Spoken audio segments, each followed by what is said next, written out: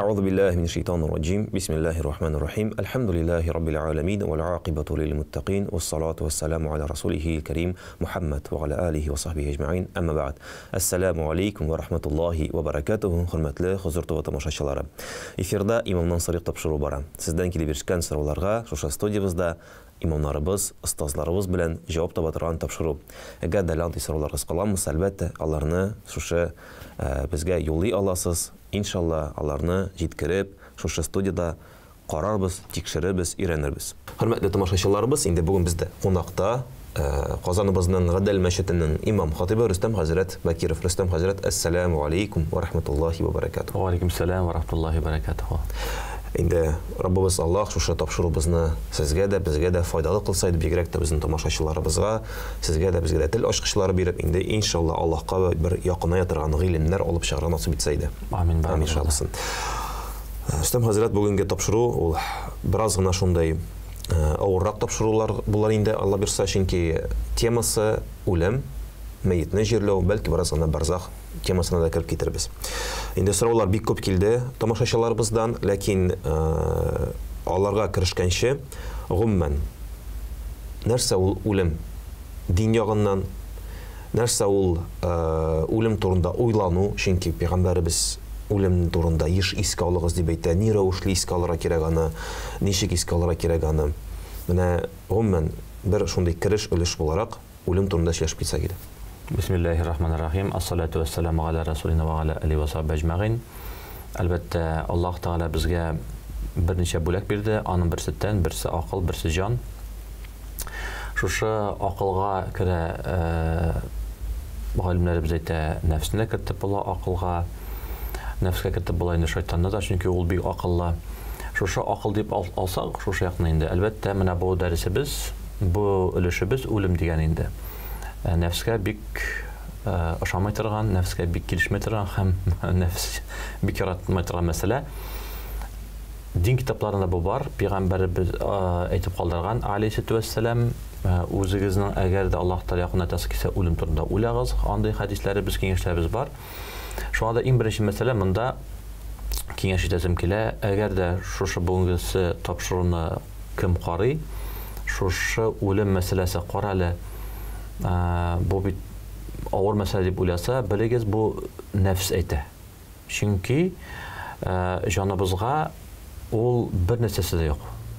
Дәлил Аллаһ Тәгалә Коръәндә әйтә, Зумма сүрәсенең 42-нче аятында, Бисмиллаһир-рахманир-рахим, Аллаһу ятаваффал анфусу хина маутинал валлати лам тамут фи манамиха фаюмсику аллати қада алейха ал-маута ва юрсилу ал-ухра иля аҗалин мусамма инна фи залика лааятин лиқауmin ятафаккарун. Садақаллаһул азим. Аллаһ Тәгалә әйтә, үлем белән чагыштыра, йокы белән. Ачыктан ачык Коръәндә аят бар. Шуңа да менә кем йокыдан курка? Йокыдан куркуан ту йокыны яратабыз әле. Әгәр дә инде бер тәүлеккә инде бер 12 сәгать йокламасак әле кәеф тә булмаска мөмкин дип шаярып кына әйтәбез. Ләкин менә шу аятта Аллаһ Тәгалә әйтә, үлемне чагыштыра йокы белән. Йоклаганда кеше бер нәрсә сизми, менә мәйет шикелле ятабыз. Әлбәттә, уяткан шәһәтлек, шушы уяту ул икенче мәсьәлә. Галимнәр әйтә, тәннән үлгән йоклаганда җан чыга. Аллаһ Тәгалә Коръәндә әйтә, сезнең әҗәлегез килмәсә, кире кайтарам, һәм сез уянасыз. Сезнең әҗәлегез вакыты җитсә, яки тәкъдирегез, яки үлемегезнең вакыты җитсә, җан кире кайтмый, тән шулай кала. Һәм бик матур итеп Аллаһ Тәгалә бетерә бу аятны, инна фи залика лааятин лиқауmin ятафаккарун. Ләкин менә шушы үлемне, яки динне, яки кайсы гына мәсьәләне дә сез анарсыз, әгәр дә фикер йөртсәгез. Монда бу мәсьәләгә кайтабыз, башта инде йокыны искә алып. Шуңа да мөхтәрәм туганнарыбыз, монда аңлашылды, үлем мәсьәләсенә килгәндә йокы мәсьәләсе белән бер тиң Аллаһ Тәгалә күрә. Шуңа да көн сайын йоклагач, көн сайын без менә шушы хәлне анагач, анарга кирәк. Безнең көн сайын галимнәрнең бер фикерен таянып әйтәбез, җаныбыз чыга, кайта, моннан куркасы юк. Нәрсәгә нәфскә ашамый? Чөнки Аллаһ Тәгалә менә шу җанны кире алганда, кайтырганда, безгә анарга кирәк, Аллах хузурына кайткач, без җавап бирәбез үзебезнең гамәлләребез өчен. Менә монда без Аллаһ Тәгаләне тыңлай башладыкмы яки нәфсне тыңлай башладыкмы? Шуңа да анда бөтен әйберләр ачыла. Ачыктан ачык. Кеше шикелле, кеше ул бер төрле, монда килдек, без барыбыз да бик матур сөйләшеп утырабыз, бик матур киендек. Бер кеше белән сәфәргә чыксак, хаҗ сәфәренәме, гомрә сәфәренәме, бүтән сәфәргәме, һәм ул узак көннәр булса, менә шунда кеше кем икән күренә. Шуның шикелле нәфсте аный, ахират сәфәренә, кыямәт сәфәренә җан кайта башлагач, анда инде күренә башлайсы кемнең кем икәнен. Һәм анда синең нинди гамәл белән яхшы гамәлләр белән яшәсәң, анда да яхшы гамәлләр белән барасың. Начар гамәлләр син саран булдың. Син үпкәләдең, син ачуландың, син үзеңне яраттың, тәкәббер булдың. Һәм шундый сыйфатлар булып, анда күренә башласа, анда инде яшереп булмый. Менә шуңа да шушы нәфс яратмаган бер сүз генә. Үлемнең бер нинди авырлыгы да юк. Без бу дөньяга ничек килдек, бу дөньядан китәбез. Ләкин менә шу арада динебез әйтә, без ике генә әйбер Аллаһ Коранда әйтә, сез миңа кайтасыз чиста йөрәк белән һәм үзегезнең гамәлегез белән. Шушы арада безнең туганнарыбыз, максатыбыз, динебез әйтә, йөрәк өстендә эшләргә. Йөрәк ул бер агачның тамыры дип алсак, агачның җимешләре ул безнең гамәлебез. Безнең йөрәгебез нинди, безнең гамәлебез шушындый була. Шуңа да һәм инде әлбәттә монда тукталмаса кирәк. Аллаһ Тәгалә әйтә: "Инна фи залика ла аят". Һәм менә бу мугҗиза, бу аятлар турында сезгә мугҗиза ли кавми ятафаккарун, әгәр дә сез шуның турында уйлансагыз. Кайбер вакытта без күп әйберне уйламаенча әйтәбез. Мәсәлән, бер якыныбыз бирәктә үлеп китсә, хәтта ки диндәге кеше булса да ишеткән бар, куясың Аллаһ Тәгалә. Гомер буе ул диндә булган мөмкин, яулыкта яки инде мәчеттә яки төбәтедә, ләкин кайбер вакытта кеше уйламаенча шушында әйбер әйтеп җибәрә, яки эшләп куя, яки берсен рәнҗитә һәм калган. Шуңа да Аллаһ Тәгалә әйтә: "Менә шу аятларны укыдыгыз, минем сезнең мугҗиза Коръәнне укыдыгыз, бер аятны укыдыгыз, уйланыгыз."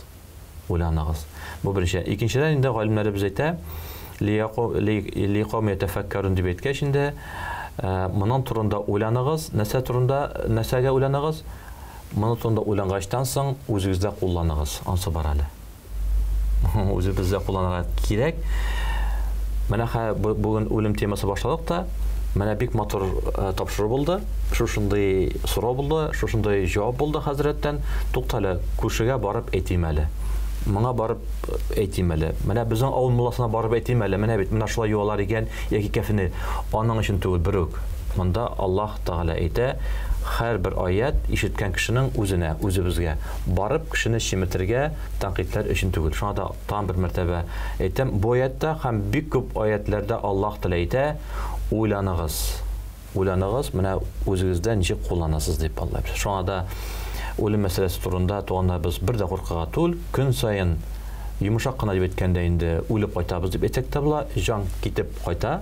Моның бер авырлыгы да юк, ләкин безнең максатыбыз менә шушы үлем белән, туу белән үлем арасында, яки менә бүген уяндык йокыдан һәм йоклар арасында шушы ике әйбер өстендә эшләү безгә. Ул үзебезнең йөрәк һәм үзебезнең гамәлебез. Яки матур җимеш белән торган агачны утыртырга кирәк, аны эшкәтергә кирәк, төпләрен һәм аның җимешләрен тәмле итеп без инде үстерергә тиешбез.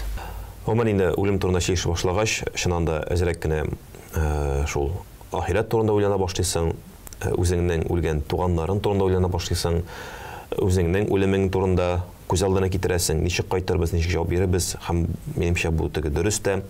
Инде Раббыбыз Аллаһ һәрберебезгә дә шушы үлем турында һәр вакыт уйлап, һәм бигрәк тә менә үлем турында үзе турында түгел, һәм менә сез әйтмешли, үлемнән соң булган вакыйгалар. Ничек кайтырбыз, ничек җавап кайтарыбыз? Аллаһ Тәгалә каршында менә без бит әйтәбез теге йөземә кызыллык китермә дип. Үзебезнең йөзебезгә кызыллык килмәсме, Раббыбыз каршына басып, менә гөнаһларыбыз, изгелекләребез турында җавап кайтарганда. Шиккенә булсын, хәзрәт, безгә бүген килеп иреште бик күп сораулар, һәм аларның күбесе нәкъ менә мәетне җирләү мәсьәләсенә карата дип әйтик инде. Шуңа күрә беренче сорауны бирсәк буладыр иншалла. Булай яңгырый, ни өчен мәетне алып барганда җәяү 40 адым ясарга кирәк? соңыннан машинада да алып барырга ярый дип әйтәләр. Моның хикмәте нәрсәдә? Бисмиллахир-рахманир-рахим. Мәетне юып узату, зиyaratка алып бару һәм калган шушындай шариғат кануннары буенча дөрес иттереп ниятләп узату мәсьәләсенә килгәндә, җавапны әйткәнчә искә төшәсем килә. Безнең инде Татарстан, Россия өлкәсендә бездә күп районнар, күп авыллар, Аллаһка шөкер, күп мәчетләр һәм күп имамнар. Шунда әлбәттә һәр җирдә, һәр өлкәсендә бар инде үзенчәлекләре. Менә шуны асыклап китәсем килә. Шунда зиyaratта 40 адым атлау мәсьәләсенә килгәндә, шәһәрдә бер төрле. Мәсәлән, безнең Гадел мәчетен алганда, безнең Гадел мәчетенең ише алды инде 2 адым, капка хәтлек 3 адым. Анда 40 дигән түгел 10 адым атласаң да, без килеп чыгабыз инде Җиңү проспектына, һәм трамвай юлына, һәм анда менә Рөстәм хәзрәт әйтте 40 адым дип атлай башласаң, яки машина тисенә тия, яки трамвай астында каласың. Шуңа да монда үзенчәлекләре бар. Диндә иң беренче искә төшәсем килә үземә һәм барыбызга да, безнең динебез ислам. Ислам дигән сүз ул инде тынычлык дигәнне аңлата. Тынычлык безнең бөтен максатыбыз, иң беренче кагыйдә ул инде тынычлыкка, тавышлыкка алып бармаска тиеш. Шуңа да менә монда уйларга кирәк. Лия кавм ятафаккарун дип Аллаһ Тәала безгә әйтте, һәм бу аятлар бик күп, һәр бер урында фикерләргә кирәк. Яки менә шу кагыйдәне алып бер диварны ватырга кирәк түгел безгә. Аллаһ Тәала биргән дигән ишек, аны ишек аркылы чыгып табыла. Тәрәзәдән түгел, ишектән. Шуңа да инде монда хадис бар, кешене күбрәк адым атлаган сайын аңа савап языла дигән сүз. Безнең инде әби-бабайларыбыз, барыбыз, күбебез, ярар, күбебез дип әйтсәк дөрес була, авыллардан, һәм без Аллаһка шөкер шуны күреп үстек. Без әлбәттә бер мәйет булса, тырыша идек инде аны озатып барырга, бирәктә инде күтәреп барырга, һәм анда безнең авыл белән зиярат арасы якында түгел, еракта түгел, уртача булгач, бирәктә бик каты буран чыкмаса, йөрлек булмаса, яки бик каты инде менә буз яумаса, ул вакытта күтәреп бару мәслихәт һәм бу савап, һәм шулай итеп алып бара идек. Бүгенге көндә алып бара зиyaratка хәтлек. 40 адым һәм инде зиyaratка хәтлек. Аллаһ рәхмәтләре белән күреп торабыз, фикерлибез, тормышыбызны күрәбез. Хәзер авылларда, шәһәрләрдә зурайгач, без калды инде шундый бер киңәшкә 40 адым атлап алып барабыз, һәм инде зиyaratта ярагайды, өйләрдә зурайды, микрорайоннарда күбәйде, һәм аннан соң инде машинага куеп, без инде зиyaratка алып барабыз. Моның максаты мәетне югач, аны бик каты селкетмәенчә алып барабыз кабергә, кабердә шариғат кануннары буенча төшергә, аннан соң инде җирләргә дуасын кылып кайтырга. Әле анда икенче бу сорада юк, шариғат буенча шушындый бер киңәш тә бар, кызу атлап барыгыз дип. Кызу.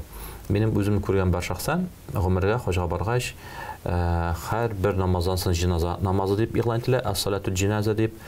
Һәм инде без калабыз, ул мәетне күрмәсәк тә, һәм күргәндә бар инде җиназа намазы укып чап ителәр. Менә үз күзем белән күргән бар, анда инде җиназа намазы укып иткәндә, менә минем гел түгелдер инде шау алып баралар. Яки алар савап эшлим дип калашан күтәрәләр, мен сикереп барам шулай итеп. Ну без савап эшлибез. Алмаш тилмәш җавап, чөнки менә үземнең күз алдына чыгып китте, менә кая ашагалардыр. Монда мәйет турында уйлау юк, монда только савап. Монда тагын да әйләнеп кайтам бу сораның башына. Безнең динебезнең исеме ислам дине. Ислам дигән сүз тынычлык. Ну мәйет белән шулай итеп селкенеп баргач, анда нинди тынычлык булсын?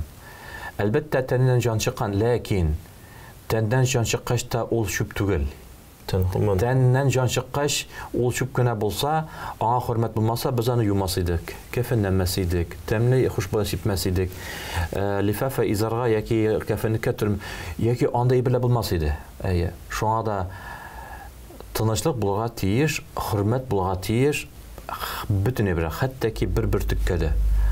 Тәмме, җаммы, ташмы, агачмы, кошмы, яфракмы, үләмме, сумы, нәрсә булмаса, безнең булырга тиешне хөрмәт. Шуңа да инде менә шушы бу тәнкыйтьләп әйтү түгел, ләкин кайбер вакытта без каш буябыз дип күзне чыгара алабыз. Әби бабайлар әйткән шикелле, шуңа да мәйет мәсьәләсендә, үлем мәсьәләсендә, җиназа мәсьәләсендә, намаз, никах, дини нинди генә мәсьәлә булса да, безнең күз караш булган тиеш тынычлык ягыннан. Рөхсәт булса бер мисал китерәсем килә. Бездә ислам динендә нәрсәгәдер хатын кызны тәнкыйтьләү бик каты таралган. Азанна әйтә ки, ир кеше, Аллаһа шөкер. Ирдә кем хуҗа? Ир кеше, ну Аллаһа шөкер. Бу барса бар, ләкин бу хатын кызның дәрәҗәсен төшерә тиеш түгел. Шуңа көннәрдән бер көнендә укучылар мәдрәсәдә, бүгенге көндә дә 1000 еллык мәдрәсәсе булсынмы, Мөхәммәдия мәдрәсәсе булсынмы, безнең Казан мәркәзебездәме, районнардамы, Рәсәйдәме, бүтән җитәме, Аллаһа шөкер укыйлар җегетләребез, кызларыбыз. Һәм көннән бер көнендә җегетләребез бераз гына укытучы кергәнче сүз киткән дә әйткәннәр, ну, яра, сез кызлар укыйсыз, без дә укыйбыз, ну бит без имам булалабыз. Сез имам була алмыйсыз. Яки имам дигән сүз инде ул менә шушы мәчеттә вакыт сөйләшкән түгел, имам дигән сүз инде ул алып баручы. Менә бер җәмәгатьне оештырып алып баручы дип анара кирәк.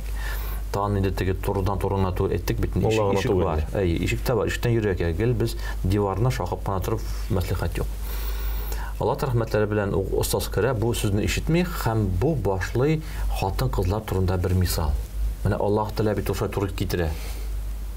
Менә тормышта шундый хәл булган бар. Хакире кайтам бу хәлгә. Кеше нәрсәдәндер өстен булса, яки бер хезмәттән, профессиядан, яки бер хәлдән, яки кемнәндер, әгәр дә без тәкәбберлек белән карасак, уйласак һәм эшләсәк, яки әйтсәк, Аллаһ Тәгалә 100% шушы урынга үзенә куя. Һәм аннан соң аңлайсың. Кичәнәкән шулай әйткән, менә үзем шушы хәлгә төштем. Әйе. Ну, мәсәлән, бер кеше әйтсә, табибка, менә мин шушындай табибка гына барам. Әйе. Бу специалистка гына, мәсәлән, только мөселманга гына, мәсәлән дип әйтә. Ма, юк, мин бармыйм. Икенче көнгә ничектер менә шу Аллаһта була, скоро белән алып китәләр. Син авыртасың, авырткан вакытта син сөйләп тормыйсың. Ой, мин шу син тиз генә барып терелтеп, әле ул кеше рәхмәтле әйтеп чыгасың. Шуңа да монда менә бу тәкәбберлек ике яклы нәрсәгә мен карап торам. Бер төрле тәкәбберлек кеше нәрсәгә дингә кергәндә тәкәббер яши. Ну, икенче ягда бар туганнарыбыз кеше дингә кергәч тагын тәкәбберлеген туктамый. Яки ул үзенең бар горурлык, ул икенче бер, ана дөрес анагыз, горур булып яшәр кирәк. Ватан өчен, туган тел өчен, милли гөрвәтләр өчен, моң өчен үзебезнең һәм калган. Бар тәкәбберлек үзен өстән куеп, кешене аска куеп, менә шушы турында сүз бара. Монда да аермасы бар. Кире кайтабыз риваяткә, һәм бу устаз сөйләй башлый. Безнең авылда бар иде бер кыз ди. Хәзрәт, менә дәресем вакытында мисал китерә башлый. Безнең авылда бар бер кыз. Һәм ул кыз балигатка ирешкәнче Аллаһ Тәгаләнең сөйкле бәндәсе икәнен аңладык. Бер вакытта без утырып торабыз мәҗлестә. Шушы кыз килде дә дия, әйтә дия. Бер арабызга, бер ул ир кешегә. Син монда бик матур сүзләр сөйләп утырасың инде. Ләкин теге бер тартма балыкны син урладың бит. Монда теге кызның әтисе уялып чыгып, кызым, син монда сабый бала килеш әле кыз башы белән монда йөргәлә тиеш түгелсең. Бар монда ир кеше ахырында яртабыз битендә ия. Инде шундый сүзләр әйтү бигрәк тә инде дигәч, кыз әйтә, әти кашаннан дөрес сүзне әйтү ул инде гаделлек булды санды. Дөрес сүзне әйтү кашаннан алып гаделлек булды санды.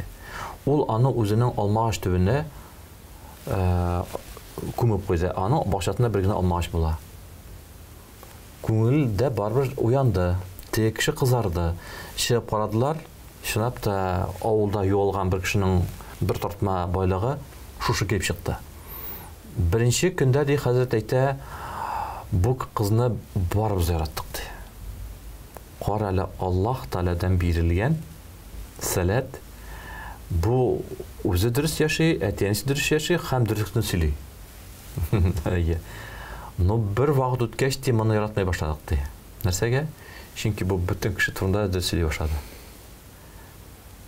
Менә туганнарыбыз, менә монда туктасым килә, бу риваять менә нәрсә ашады. Менә без барыбыз әйтәбез, миңа гаделлек кирәк, миңа дөрестлек кирәк. Хәзрәт әйдәде тартып апара да мәҗлескә берәрсе безне. Хәзрәт менә минем кияүгә сөйләле, киленгә сөйләле, кызыма сөйләле. Анда яулык бәйләсен, намаз басын, дөресне сөйләле дип әйтәләр.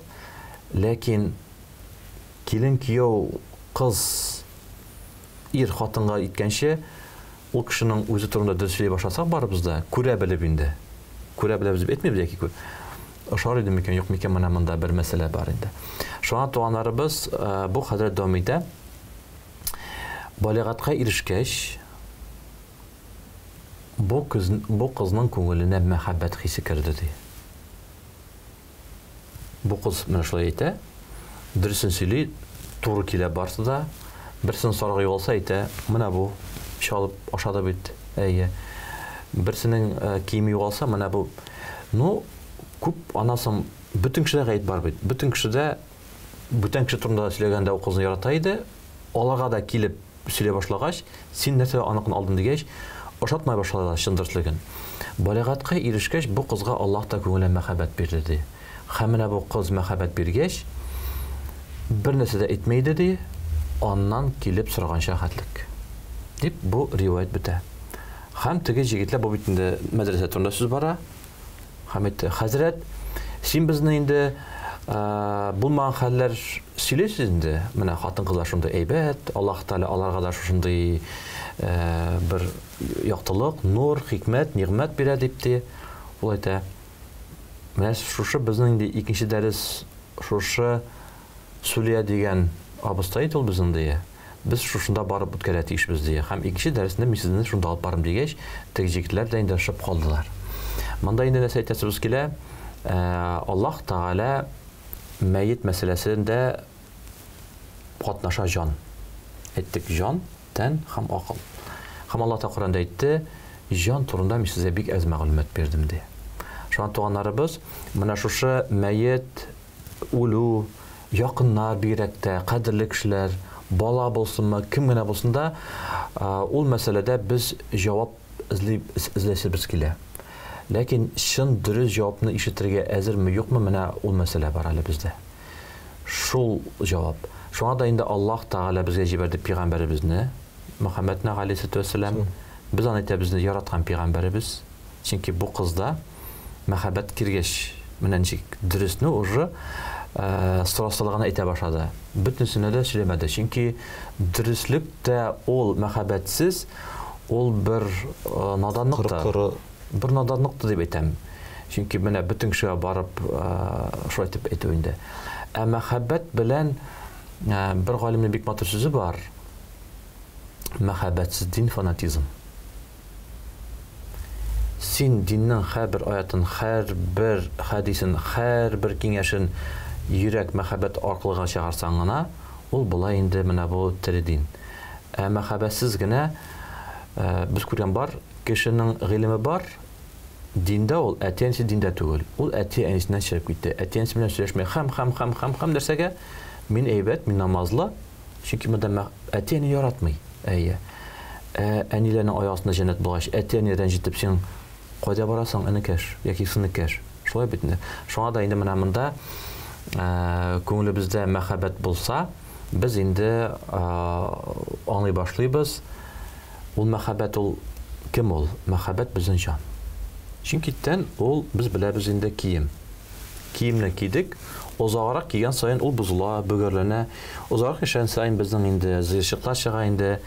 Күңелдә әйтәбез, күңелдә мин һаман да 18дә күңел дигән сүз җан. Менә шушы безнең бөтен максатыбыз җаныбызны табарга, анда мәхәббәтне уятырга, һәм шушы мәхәббәт белән яшәргә. Нәрсәгә? Чөнки Аллаһ Тәгалә безне ярата инде. Аллаһ Тәгалә ярата. Бик күп дәлил, берсе Аллаһ Тәгалә бөтен кешегә бер тигез кояш бирә. Аллаһ та бер килеш сәламәтлек бирә, гаилә бирә, бала бирә. Аллаһ та карап тормый. Һәм Аллаһ Тәгалә көтә, кайчан безнең яктан мәхәббәт уянасың. Күңелдә, уйларыбызда, телебездә һәм кулыбызда. Шушы вакытта мәхәббәт уянса, без инде үзгәрә тиешбез. Үзгәрә тиешбез ничек? Менә шунда бик матур аят бар. Алла берсе иншалла. Аллаһ Тәала әйтә, Бисмиллаһир-рахманир-рахим, Вакыйга сүрәсендә 85-нче аятында: "Ва нахну aqrabu ilayhi minkum walakin la tubsirun." Аллаһ Тәала әйтә, без сезгә менә барыгызга да, Аллаһ та безгә барыбызга да бик якын, сез аны күрә генә белмисез ди. Аллаһ Тәала безгә бик якын. Монда анара кирәк инде бүген үлем дәресе булгач, исән булсак та, үлсәк тә, дөрес анара кирәк. Аллаһ Тәала без искән вакытта каядыр күктә, без үләбез дә күккә. Юк, менә Аллаһ Тәала менә хәзер дә ул бик якын безгә, анда да бик якын, бала вакытында бик якын. Теге милләткә дә бик якын, бу милләткә дә бик якын. Аллаһ Тәала ул үзе мәхәббәт булгач, ул аны аермый. Айра безнең нәрсә дип сөйләштек инде? Ифрахатлык, акыл. Туганнарыбыз менә монда бер ничкәрек бар. Безнең арабызда иң акыллы ул шайтан. Әгәр дә акыл белән чагыштыра башласак көчне, ул адәмнән бирле, ул һаман да исән. Ул җәннәттә булган, ул фәрештәләрне укыткан. Ну, аннан да кем акыллырак микән инде? Ләкин ул кайда икән беләбез. Ул кайда икән беләбез. Шуңа да акыл безне алды, әгәр дә мәхәббәт булмаса. Акыл безне алды. Кеше укып акыллы булгач, менә шушы мәсьәлә буенча кешене менә әйткәнне бичә әтине, әнине рәнҗитеп, анда үзе генә җәннәткә кирмәкче була, бөтен кешене тамакка арыта инде. Ну, булай булмый. Безнең Аллаһ Тәала әйтә, Бисмиллаһир-рахманир-рахим, "Вa'тасиму бихаблиллаһи җамиган." Сезнең бөтен максатыгыз бу дингә, бу дөнья килгәч, бердәмлеккә омтылу. Вәлә тафаррaqu. Аерылуга түгел, икелеккә түгел. Шуңа да безне Аллаһ Тәала бер. Китабыбыз бер. Һәм бөтенебез безгә бер. Акыл ул безне инде икелегә тарта. Бу кеше яхшы, бу кеше начар. Бу ризык тәмле, бусы тәмсез. Һәм менә бу туганнарыбыз безнең акыл итәйгән. Нәрсәгә акыл? Мисыха дәлил китерәм. Нәрсәгә кеше тәмле ризык дия һәм тәмсез дия? Чөнки безнең әби-бабаларыбыз әйтеп карадылар, әйтеп куйдылар, безгә калдырдылар, безгә бик матур мираслар. Әйтемнәрдә, сүзләрдә, тормышларында аның берсе: "Аш булсам, бөтен ризык тәмле." Менә син тук, акыл кушылды, и шүпләнә башладың. Менә бу тәмле, бусы тәмсез. Бу бәрәңгене ашыйм әле, бусы көйгән, ашамыйм әле. Бусы тегенди, бусы мондый. Акыл. Син менә шушы сиңа тәмсез дигән ризыкны биреп кара аш кешегә. Яки үзең ашамаенча бер 3 көн торгачтан соң сиңа биреп кара, кырып те кичкенә вакытта шикелле кашык белән те көйгән бәрәңгеләрне яки макаронны тәмлитеп әти-әни әби пешергән. Иң тәмле ризык шуны дип әйтәсең. Шуңа да безнең туганнарыбыз менә шушы акыл гына аера инде. Шуңа да безнең инде туганнарыбыз менә Аллаһ Тәала әйтә: "Мин ди сезгә бик якын ди, вәләкин ла тубсирун." Сез аны күрә алмыйсыз ди. Монда галимнәребез әйтә 2нче аят белән Нур сүрәсендә: "Инна фи залика ла'ибрати ли улил абсар." Сезгә бөтен әйбердән дә гыйбрәт алып Аллаһ Тәала килә аласыз. Әллә нинди мәдрәсә бетермәсәк тә укыра кирәк, дөрес аңлагыз. Горурлык бар безнең күп әле, тәкәбберләнмәенчә генә бит. Ләкин менә монда галимнәребез абсар дигән сүз турыдан-туры мәгънәсе ул күрүчеләр дип, галим ияләре, Аллаһ Тәаланың сөекле бәндәләре бу абсар дигән сүзне, күз карашы дигән сүзне тәрҗемә итәләр зирәклек.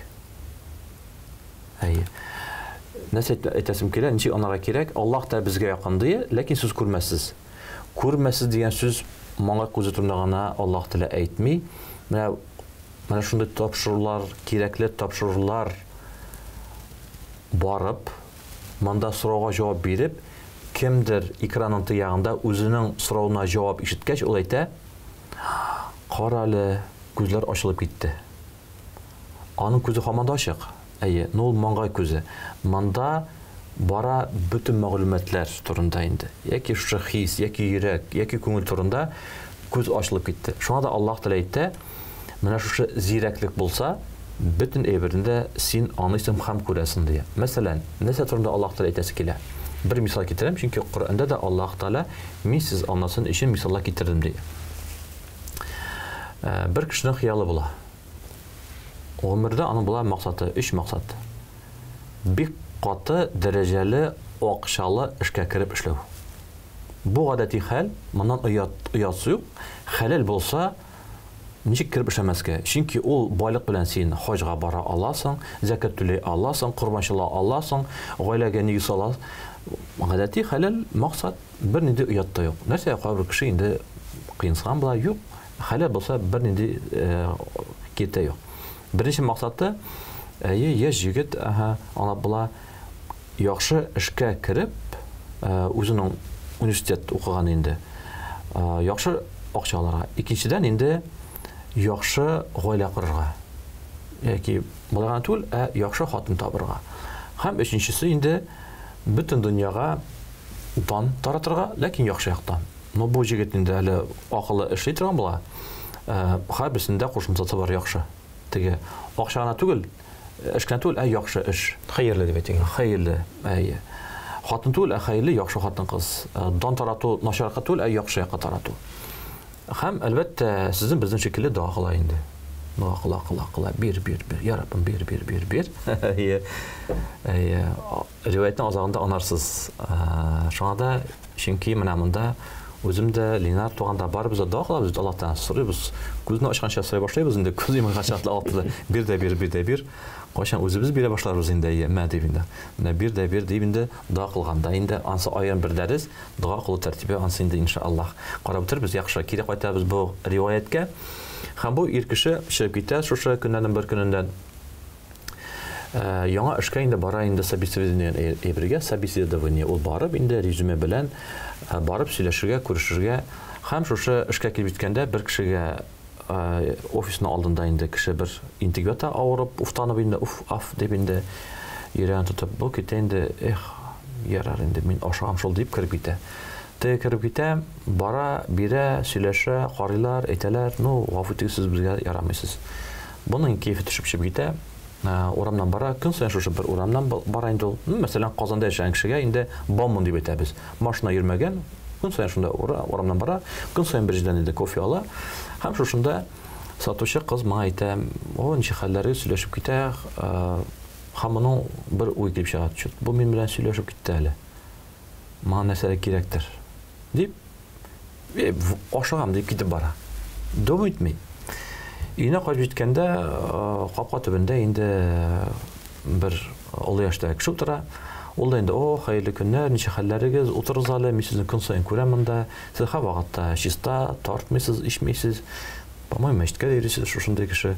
Сөйләшеп утыра, кая монда вакыт юк дип инде киреп китә. Ятып йоклый, төштә инде шушындай Аллаһ Тәгаләнең рәхмәте белән төш күрә. Төштә инде гадәттәгечә инде бу тавыш ишетә һәм тавышка зарланып әйтә. Менә мин инде дөрес кенә яшим, мәдрәсә бетердем, акыллы, укымышлы, шибәр, матур, ичмим тартмыйм, мин шушындай дини. Ләкин менә бу эш дуганы һаман да Аллаһ Тәгалә миңа нәрсәгә җавап бирмәсен дигәч инде шундай тавыш ишетелә. Безнең әйткәндә инде фәрештәләр җавап кайтара. Йөрәгеңнең зирәклеге кирәк. Йөрәгеңнең зирәклеге кирәк. Бу менә бу Аллаһ Тәгаләнең аяты Нур сүрәсендә инна фи залика лаибрата ли улил абсар. Синең зирәклегең булса, Аллаһ Тәгалә сиңа көн саен биргән бер подсказка дип әйтәбез. Бер хикмәтне күрә белсәң, син күптән өчесенә дә ирешерсең ди. Һәм бу әйтә ничек соң дигәч, менә син бүген эшкә урнаша барганда, синең алдындагы хәле авыр булган кешене Аллаһ Тәгалә безне җибәрде, кайфын төшерергә, ул шушы оешманың җитәкчесе иде. Сиңа бер нәрсә түгел, йөрәкне тынарга. Акыл нәрсә ди? Әйттек, акыл битне икеләндерә, яхшы начар. Акыл безгә әйтә, сайла. Акыл әйтте сиңа ди, бар, эшсез каласың. Йөрәк әйтә, кешегә булыш. Нәрсә тыңлыйбыз? Җаннымы, шайтаннымы дип әйтәбез инде. Менә без горе атума умничать итә башладык. Соңгы арада кызганча каршы инде үзем турында әйтәм инде мин. Менә бик каты акылга таянып умничать итә башладык. Нәрсәдер эшләр бармый. Бөтен аят әйтә йөрәк үзең турында, күңел турында уйланды. Йөрәгең тынасаң ди, синең хәлең итсәң ди, ул авырмады, хәленә китте. Сөйләшеп битердегез ди. Аллаһ Тәгалә сезне менә шулай тоташтырды гына ди. Ул сорар нәрсәгә? Мин монда эшкә. Безгә специалист кирәк, тем более монда яхшы кеше. Сине иң якын ярдәмче итеп алар иде ди. Шинчеп киттең ди. Син бу урамдан көн сайын күрәсәң, теге кыз көн сайын сине күреп ошата, эчмәй, тартмай, сүгенмәй, сугышмай, вот. Эх, яхшы ир булар иде. Ну, үзен кызылыгы җитмәйде. Без сиңа шушында менә теге бер кофе аларга, капучино манда латтамы инде. Күңелгә салдык бит, сөйләшә башлады. Акыл нәрсә ди? Күңел сөйләшә башлады, акыл әйтә.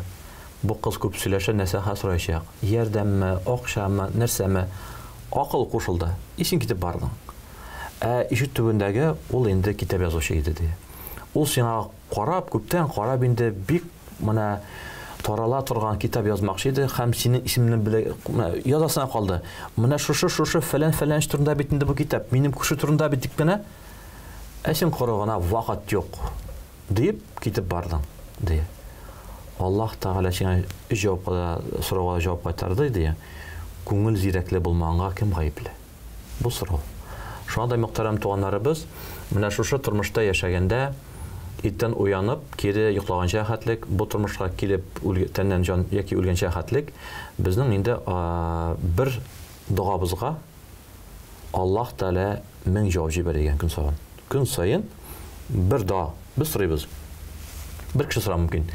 Я Раббым, гаилә карасым килә. Аллаһ та сиңа 1000 көн саен җавап җибәрә. Ләкин аның өчен йөрәгебезне уятырга тиешбез, акылыбызны түгел. Асан бик каты без акыллы.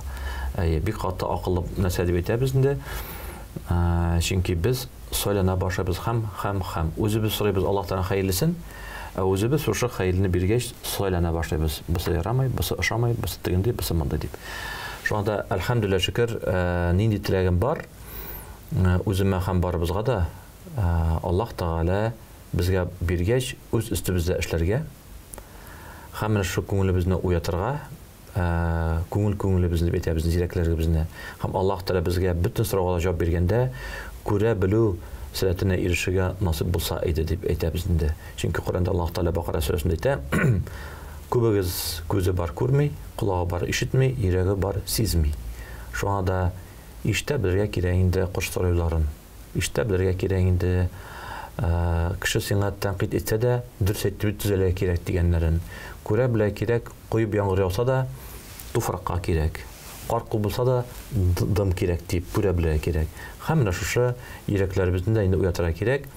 Безнең бигрәк тә әти-әнибез яки якыннарыбыз әйтсә, каты йөрәккә бәрелсә, ул без генә шулай аңлыйбыз. Алар безгә яхшылык теләп әйтәләр бит. Менә сабый балага әйтәсең, башка җиргә барганда, улым барма дип, аңа каты ишетелә ул. Ләкин син әти кеше буларак, әни кеше буларак, аны әйтәсең, җыгылмасын, сындырмасын дип. Без нәрсәгәдер кешегә караганда шуны көтәбез, үзебез шуны кабул итмәйбез. Бөтен максат без үзебез шулай итеп кабул итәргә өйрәнергә һәм бөтен кешене тирә-якта инде Алла бирсә акларга. Менә шулай яшәсәк, шәт иншалла дип инде өмет итәбез. Коръәнне укып, белгән хәдисләрне укып чыккачтан соң, үлем турында бүген дәрес Аллаһ кашына кайткач, менә ул вакытта тыныч күңел белән кайта алачакбыз Алла бирсә. Иншалла шулай булсын инде, хөрмәтле тамашачыларыбыз, бүген безнең үлем турындагы дәрескә керешелеше булды бу. Чөнки әле сораулар бик күп калды һәм без сезне инде иншалла алдагы тапшыруларда көтеп калабыз хәзрәт, чөнки керештән соң инде иң матуры китә, иң тәмлесе китә дип әйтгәндә китапның төбелеше китә. Шуңа күрә бүген монда килгәнегез өчен шушы үлем турында гына түгел, гомумән тормыштагы мәсьәләләргә дөрес карашка өйрәтү өчен тегесезгә Аллаһның рәхмәте булсын. Минемчә безнең тамашачыларыбыз да үзләренең тормыштагы булган күп кенә мәсьәләләргә бигрәк тә менә бу дугага җавап дип әйтгәндә бер-беребезгә карата булган мөгамәләбез һәм бигрәк тә менә бу сүз бит әле минем күршем турында, бу сүз бит әле минем әнием турында дип ялгыш фикерләү түгел, менә бу сүз бит миңа кагыла дигән бик акыллы фикер яңгырады. Менә шушы бөтен әйберне инде үз эченә алып, зур нәтиҗә ясарга тырышканбыздыр. Теге шәхсән үзем дә, тамашачыларыбыз да. Инде Аллаһ Тәгалә алдагы көннәрдә очрашу насыйп итсен. Бүген сез белән саубулашабыз. Ассаламу алейкум ва рахматуллаһи ва баракатуһ. Ва алейкум ассалам ва рахматуллаһи ва баракатуһ. Hürmetli Hızır TV tamaşaçıları. Исегезгә төшерәбез эфирда имамның сырык тапшыруы иде. Бездә бүген кунакта Казаныбызның Гадел мәчете имам хатибы Рөстәм хәзрәт Бакиров иде. Әлхәмдүлилләh без аның белән бүген тормышыбыздагы иң зур вакыйгаларның берсе үлем турында сөйләштек. Һәм инде әлбәттә бөтенебезгә дә шушы үлем турында уйланып, фикерләп, Аллаһка тагын да якынрак булсак иде. Сау булышабыз сезнең белән. Ассаламу алейкум ва рахматуллаһи ва баракатуһ.